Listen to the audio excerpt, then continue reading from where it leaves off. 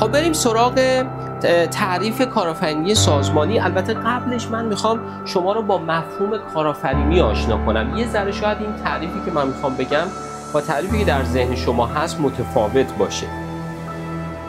ما در تعریف کارآفرینی میگیم کارآفرینی یک فراینده.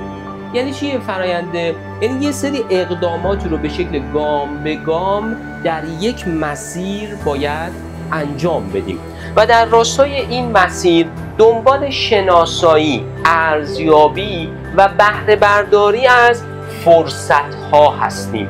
در مورد واژه فرصت بسیار با شما حرف دارم چون فوق‌العاده در واقع عنصر مهمی هست در کارآفرینی، اما بعداً بهش میپردازیم. 3 تا ویژگی دیگه هم اینجا داریم که در واقع تعریف کارآفرینی بسیار حائز اهمیته. اولین موضوعش بحث ریسک‌پذیری هست، دومین موضوعش بحث خلق ارزش جدید هست و سومین موضوعش هم که بحث نوآوری هست.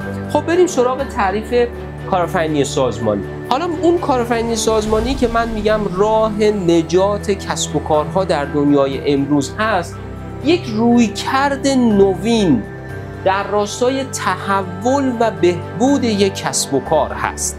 در واقع ما دنبال تغییر و استفاده از نوآوری و فناوری رقابت پذیر در اون کسب و کار هستیم، چیزی که در واقع باعث ایجاد یک مزیت رقابتی برای اون کسب و کار بشه و خب این قاعدتاً رمز ماندگاری اون کسب و کار در دنیای امروز خواهد بود. چرا این جمله رو گفتم؟